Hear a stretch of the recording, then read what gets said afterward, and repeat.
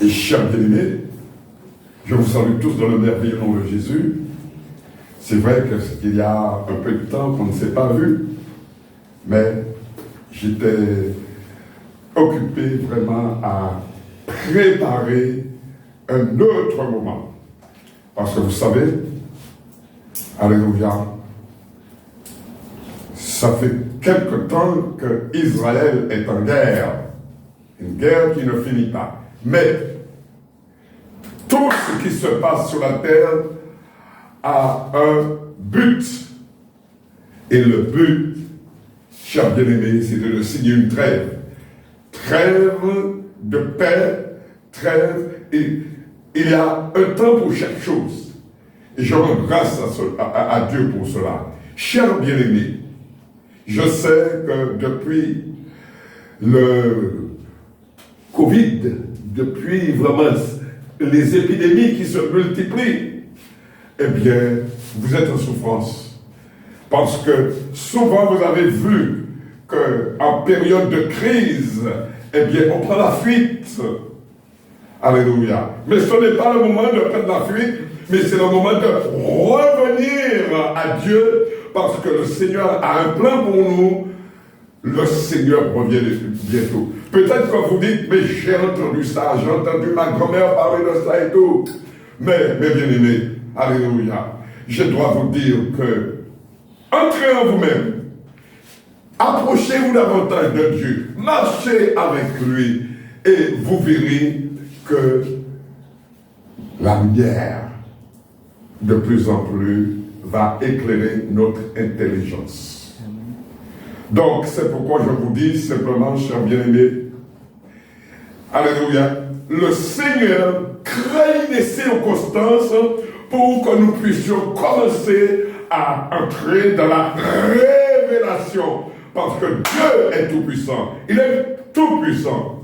Alors, j'aimerais simplement vous dire une chose, chers bien-aimés. Nos légères afflictions du moment produisent pour nous un poids éternel de gloire. Et nous allons le lire dans 2 Corinthiens 4, versets 16 à 18. 2 Corinthiens 4. Et nous allons surtout parler, je dirais, de la parole de Dieu, car c'est la parole de Dieu qui va nous faire monter dans les hauteurs. Alléluia. Je répète, 2 Corinthiens 4, versets 16 à 18. C'est pourquoi nous ne perdons pas courage. Et lorsque même que notre homme extérieur se détruit, notre homme intérieur se renouvelle de jour en jour. Car nos légères afflictions du moment produisent pour nous, au-delà de toute mesure, un poids éternel de gloire. Parce que nous ne regardons point aux choses visibles, mais à celles qui sont invisibles, car les choses visibles sont passagères et les invisibles sont éternelles. Amen. Amen. Alors, chers bien-aimés, c'est clair et c'est net. Le Seigneur est passé par l'épreuve, c'était surtout pour nous montrer les choses à venir. Les choses à venir sont là maintenant. Permettez-moi de vous dire, chers bien-aimés qui êtes là avec moi, et chers bien-aimés qui sont prêts à le Saint-Esprit, va vous demander d'écouter. Ce n'est pas une prédication, c'est une réalité, parce que bien souvent, nous croyons, chers frères, chères sœurs, surtout dans ce monde-là, avec intelligence artificielle ou autre, eh bien, nous donnons la priorité à la chair. Mais le temps est venu où c'est la chair même qui va nous amener à hors de Dieu. C'est ce qui s'est passé d'ailleurs avec Adam et Ève. C'est la chair qui les a mis hors circuit, où on les a expulsés du jardin d'Éden. Ne soyons pas expulsés du jardin d'Éden, parce que nous avons vraiment la connaissance, non pas la connaissance intellectuelle, mais la connaissance, je dirais, spirituelle. La gloire des rois, c'est de sonder c'est de fouiller, c'est de chercher, de ne pas oublier par où nous sommes passés et comment Dieu nous a gardés, nous a protégés. Chers bien-aimés, Dieu de plus en plus, il veut réunir toujours ses enfants dans un but précis. Et nous allons le voir dès le commencement. Il nous réunit. Il veut que nous soyons vraiment en paix. Il veut que nous soyons gagnants. Il veut que nous soyons victorieux dans un but. Exode 29, verset 43-46.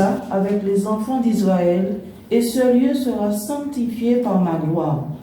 Je sanctifierai la tente d'assignation et l'autel. Je sanctifierai Aaron et ses fils pour qu'ils soient à mon service dans le sacerdoce. Amen. Amen. Chers bien-aimés, je rends grâce à Dieu parce que c'est ma foi qui me permet d'être là avec vous pour vous dire une chose, que lorsque 2 ou 3 sont réunis à mon nom, je suis au milieu d'eux. Alors, cette pensée de Dieu est toujours en moi. Et c'est lorsque je suis vraiment dans les légères afflictions, je me souviens. Souviens-toi de ma parole. Alors, vous qui m'écoutez, chers bien-aimés, alléluia, je peux vous dire que c'est un message pour vous. C'est un message, alléluia. Et j'ai payé le prix. Je continue à payer le prix. Parce que Dieu veut nous sauver. Il veut nous guérir. Il veut nous relever. Il veut, alléluia, nous ressusciter. Chers bien-aimés, alléluia. Vous êtes en présence de Dieu. Un Dieu saint qui voit tous les secrets, les pensées et les actes cachés de notre vie. Prenez avec moi 2 Chroniques 16, verset 9. Car l'Éternel étend ses regards sur toute la terre pour soutenir ceux dont le cœur est tout entier à lui. Tu as agi en insensé dans cette affaire, car dès à présent, tu auras des guerres. Amen. Alléluia. Chers bien-aimés, nous sommes en guerre. Ça fait longtemps qu'on parle de la guerre. La guerre, ça veut dire qu'il y a des morts, il y a de la souffrance, il y a... Regardez le cas, par exemple, d'Haïti, il n'y a pas d'Haïti. Mais, comme j'ai vu comment la guerre, comment la souffrance s'est développée en Haïti à cause d'une chose, mes bien-aimés, c'est qu'on a fait allégeance, non pas avec Dieu, mais avec les hommes. N'oubliez pas qu'il y a une grande différence entre le royaume de Dieu et le royaume du monde. Chers bien-aimés, alléluia. Mon peuple périt par manque de connaissance, nous dit la parole de Dieu. Mon peuple périt par manque de connaissance. Ne t'oublie. Alléluia. Sachez une chose. Notre victoire, notre réussite, notre bénédiction, c'est lorsque nous avons réussi une mission parce que nous nous sommes, alléluia, attachés à la parole de Dieu. Je vais faire plusieurs mouvements avec vous, plusieurs études, même pas études, rappels. Alléluia. Parce que nous avons appris des choses et puis nous avons vite oublié. Mais Dieu juge vraiment ceux qui oublient très sévèrement.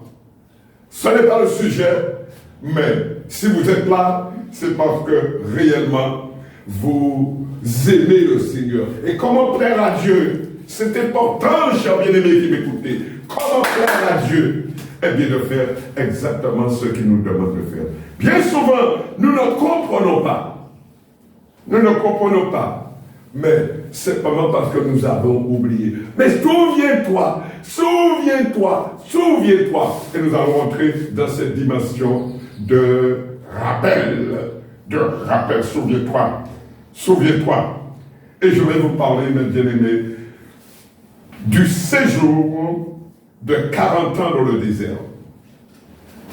Alléluia. Lorsque le Seigneur, alléluia, il a cherché un peuple, et nous allons voir que ce peuple était nombreux, des gens qui étaient formés pour la guerre. Alléluia. Ils étaient près de 600 000, les hommes en état de gagner la guerre. Mais avec les femmes, les enfants et tout, ils étaient plus de millions. Ok. Chers bien-aimés, le séjour des 40 ans dans le désert. Vous êtes là, vous avez votre âge. Moi, j'en ai 81. Mais je dois me poser la question. Quel a été ton séjour? Quel a été vraiment ce que tu as réalisé pendant ton séjour sur la terre? Peut-être, mon frère, ma soeur, tu oublies. Alléluia. Peut-être, mon frère, ma soeur, tu oublies que tu as été envoyé, que je t'ai choisi, que je t'ai mis à part. J'ai tout fait pour que tu puisses me servir. Que fais-tu maintenant? D'où es-tu?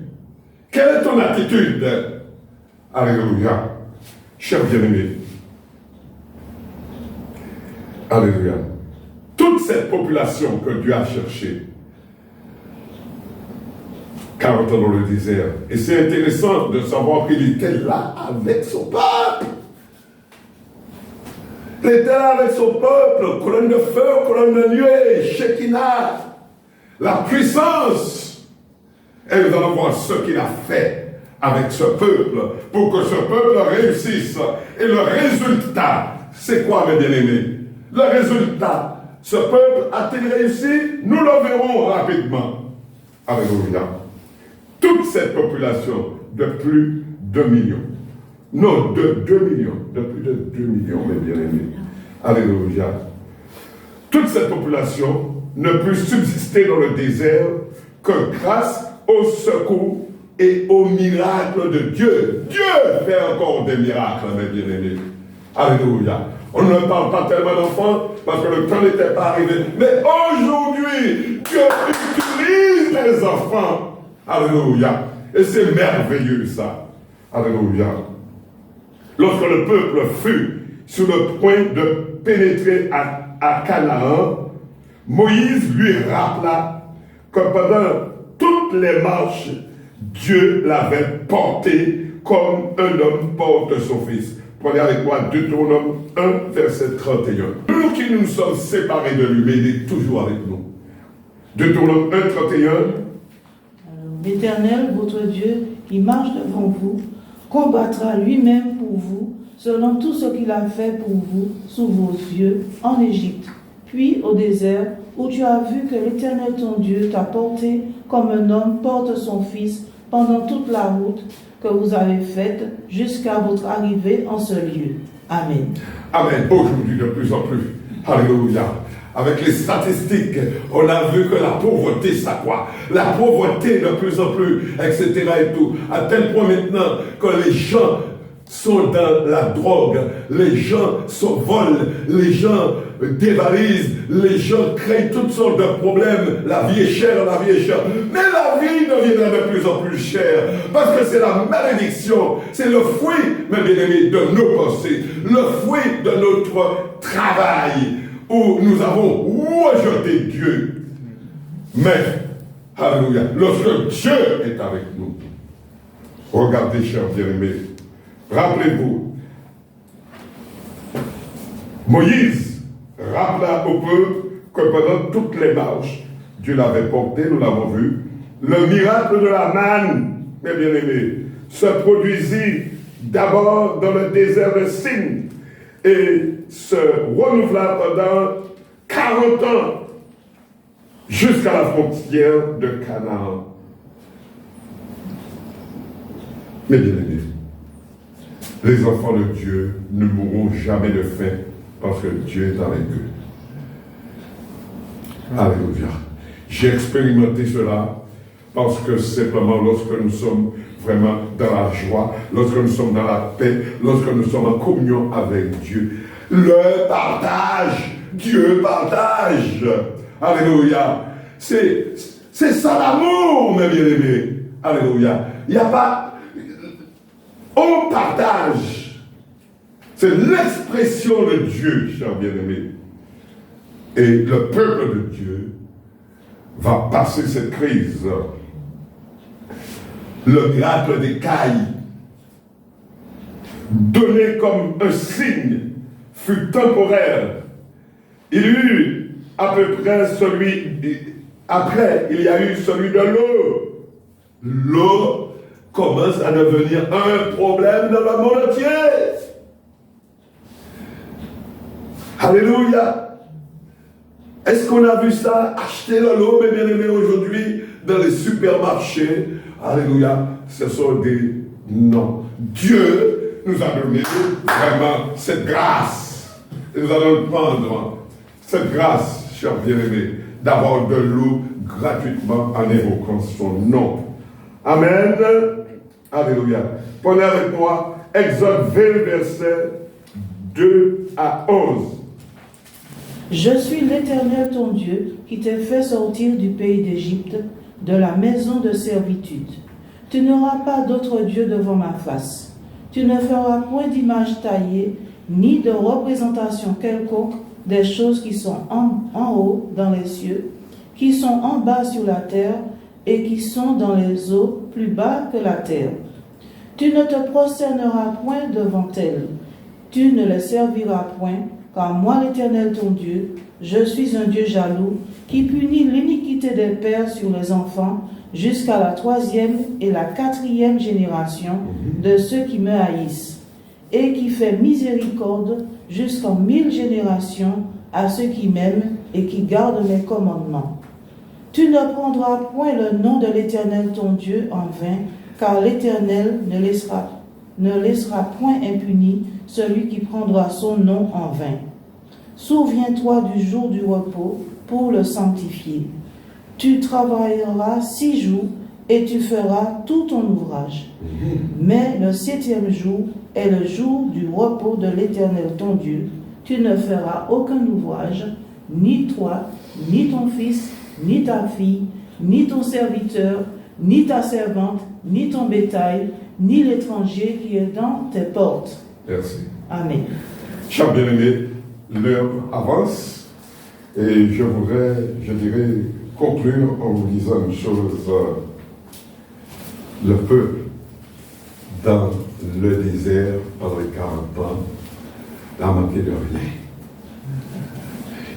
Ils avaient les vêtements, il y avait les chaussures, il y avait tout, mes bien-aimés. Mais c'était un peuple, malgré la présence de Dieu, un peuple insatisfait, un peuple, mes bien-aimés, alléluia, qui, tout le temps, je dirais, dans leur cœur, mais il y a de l'ail, il y a de l'oignon, il y a des cabrites, il y a tout ce qu'il faut là où nous avons laissé. Pourquoi Dieu nous a fait venir dans le désert? C'était pour la préparation. Parce que Dieu est Dieu saint. Il ne peut pas accepter le péché. Et je terminerai, mes bien-aimés, cette première partie, parce qu'après, je vous parlerai de la foi et je vous parlerai de plus en plus des malfaiteurs, alléluia, qui font tout pour vendre la foi et trompent les gens. Et c'est pourquoi les chrétiens sont en si mauvaise position. Et Dieu, alléluia, a été obligé de me faire, de m'appeler. Pourquoi? Pourquoi pas un autre? Je lui demande pardon, simplement me disant, le peuple est nombreux, le peuple souffre, lève-toi, va, sors d'Horeb, et nous allons voir vraiment la réponse, le pourquoi des choses, pourquoi c'est à Horeb, pourquoi pourquoi ce sont les nations, etc. et tout, que Dieu veut sauver. Car Dieu veut sauver le monde. Et je terminerai en vous disant une chose, chers bien-aimés. Alléluia. En résumé, le Seigneur pouvait dire à Israël, tu n'as manqué de rien. Alléluia. Tu n'as manqué de rien. Prenez avec moi Deutéronome 2, verset 7. Tu n'as manqué de rien. Oh! Deutéronome 2, verset 7. Car l'Éternel ton Dieu t'a béni dans tout le travail de tes mains. Il a connu ta marche dans ce grand désert. Voilà 40 années que l'Éternel ton Dieu est avec toi et tu n'as manqué de rien. Amen. Amen. Et je terminerai en vous disant ceci, mes bien-aimés, c'est une observation. Parce que avant de réussir une mission, il faut connaître vraiment l'environnement. Et aujourd'hui, je parle, chers bien-aimés, de ce que je connais. Alléluia. Aujourd'hui, le peuple de Dieu cherche la facilité, cherche vraiment, je dirais, tout ce qui est contraire à Dieu. La malédiction. Parce que Dieu ne peut pas aimer vraiment un peuple qui le rejette. Et j'aimerais simplement vous dire une chose. Attachons-nous au Seigneur. C'est une grâce qu'il est là avec nous et qui nous donne les sujets qui pourraient nous ramener à lui. Le Seigneur dit que revenez à moi, petit poupeau, revenez à moi, car je veux votre victoire. Et j'aimerais simplement conclure cette première partie en vous disant une chose. Plus de 600 000 personnes, hommes, en état de porter les armes, entraîner, alléluia.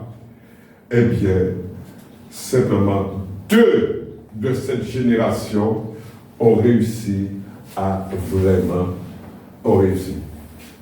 Que Dieu vous garde et que Dieu vous bénisse. Amen. Amen.